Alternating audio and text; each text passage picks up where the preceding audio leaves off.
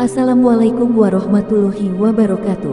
Allahumma sholli ala Sayyidina Muhammad wa ala ali Sayyidina Muhammad. Pemirsa yang dirahmati Allah, marilah kita simak ceramah dari Ustadz Adi Hidayat dengan tema cara sujud dan berdoa dalam sholat. Sebelumnya marilah kita perbanyak sholawat minimal 1000 kali sehari, agar hidup kita penuh barokah dan mendapatkan syafaat kelak.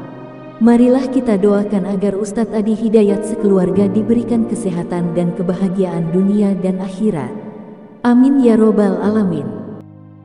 Hadis yang kedua, idza sajadta wa kama qala famakkin sujudaka. Kalau Anda sujud, kata Nabi, engkau kokohkan dulu sujudmu. Jangan langsung doa, tempelin yang enak. Ya, sampai nempel betul.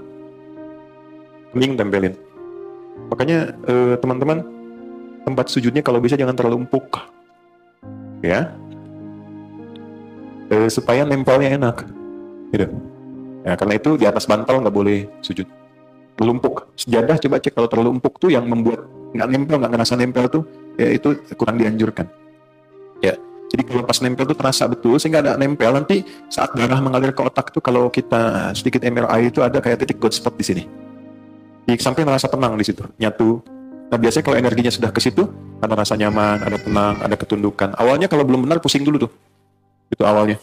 Nah nanti nempel semua, dia nempel. Kalau sudah nempel betul ada sensasi yang berbeda pada diri kita. Jelas? Oke, jadi itu dulu yang pertama saya tekankan, tempelkan dulu dengan baik. Rambut panjang tidak harus diikat, laki-laki ya, bukan perempuan. Biarkan dia terurai. Dengan catatan, tidak menutupi keningnya. Oke, kalau 1-2 menutup, masih kena kening, masih nempel, itu sah. Walaupun makruh tanzih istilahnya, kalau bisa dihindari, karena nggak disukai, tapi tetap sah.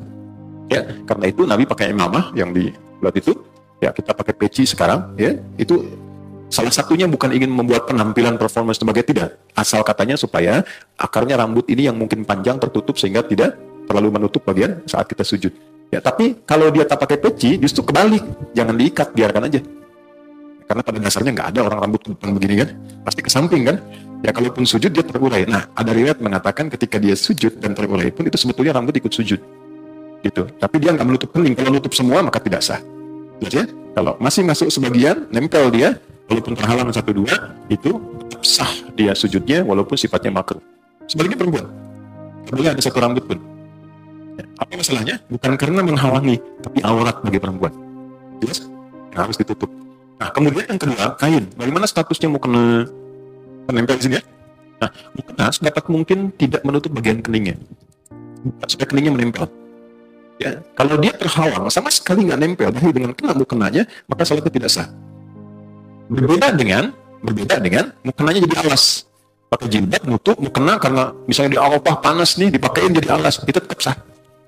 Alas sah. Ya. Anda pakai sorban di sini. Ya, itu ada sanadnya tuh. Sanadnya dari sahabat Jabir bin Abdullah. Jabir bin Abdullah tuh pernah lepas sarung, pakai celana segini, sarungnya dilepas, dijadiin sorban begini. Itu nasabnya selepet begini tuh, kayak gini tuh. Itu Jabir bin Abdullah. Itu bukan ngarang, ada hadisnya.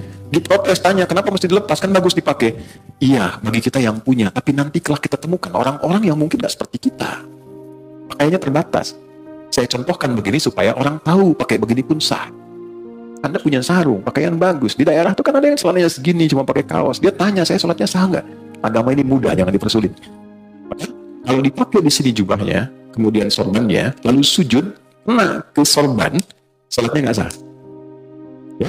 Tapi kalau sorban dibentangkan begini, tidak menempel di sini, itu sah. Nah, intinya, tidak ada kain tambahan yang digunakan di sini menghalangi tempat sujud. Tapi kalau dia bukan bagian di tubuh, dilepaskan begini, itu sah. Jelas ya? Contoh, boleh nggak saya pinjam? Kasih. Nah, teman-teman contoh begini ya. Kemudian mau sujud. Begitu mau sujud, ini terurai ya, di depan. Kamera melihat ya, supaya bisa nyampe. Ini. Nah, ini kena begini. Nah, ini tidak sah salatnya.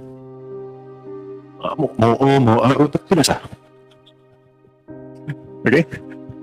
Ya. Karena ini sesuatu yang ada dalam tubuh, nempel begini, ikut terbawa. Tapi kalau begini, saya wukuf di Arafah, panas gini, dekat batu, saya gini kan supaya nggak terlalu panas. Sah. Jelas? Sekolah ya. Jelas sampai sini? Baik. Sudah sempurna sujudnya? Belum, karena belum berdoa. Baru sujud. Sekarang doanya bisa apa? Yang kita baca? Nah, kita punya 2 menit lagi. Doanya bisa Subhana Rabbiyal A'la. Boleh tambah Subhana Rabbiyal A'la wa bihamd. Ada lagi satu lagi. Subhanakallahumma Rabbana bihamdika Allahumma ighfirli. Sudah. Oke. Ini tidak banyak orang tahu. Itu doa pembuka. Bukan doa yang sesungguhnya. Itu doa pembuka. Kita sedang berusaha mendekatkan diri kita sama Allah. Subhana Rabbiyal A'la wa bihamdi. Ya Allah, Engkau yang maha tinggi. Saking agungnya, aku tundukkan bagian terhormatku hanya untukmu. Kan kehormatan manusia itu di kepalanya. Begitu dia bisa jatuhkan ke bawah, itu sedang merendahkan dirinya. Itu di Romawi kan, dia sujud tuh. Kan? Persia, dia ruku karena merendahkan dirinya. Kita jatuhkan kehormatan kita di hadapan Allah untuk mengagungkan Allah. Dan aku lakukan ini sebagai pujian kepadamu. Berlakulah hukum. Perhatikan hukum ya. Kala Anda merendah, Allah angkat Anda. Tapi ketika Anda meninggi, Allah rendahkan Anda. Dalam semua aspek kehidupan. Anda boleh hebat jadi suami, tapi kalau Anda terlampau tinggi, Allah jatuhkan.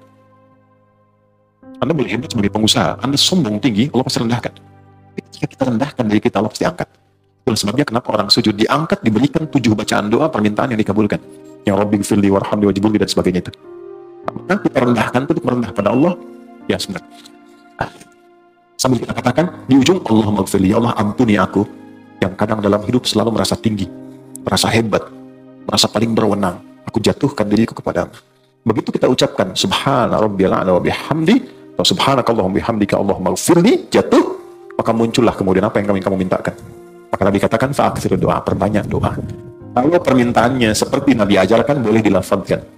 Tapi kalau tidak sama dengan yang Nabi ajarkan, cukup di hati kita sampaikan. Ya, masalah rumah tangga pengen curhat, masalah pekerjaan, ya, masalah sosial, hadirkan. Senikmat apa yang bisa kita lakukan. Tapi lihat sedang sholat apa. Kalau berjamaah, ingat-ingat ada imam. Jangan imam sudah naik lagi, Anda masih sujud. Atau sebaliknya, Anda jadi imam, ingat makmum, ada batas standar. Karena itulah silahkan nikmati dalam sholat sunnah. Tahajud, duha, tumpahkan aja. Minta sama Allah. Nah, itu dalam hati. Tapi kalau sekiranya Nabi pernah ajarkan doanya, boleh bacakan dengan lisan.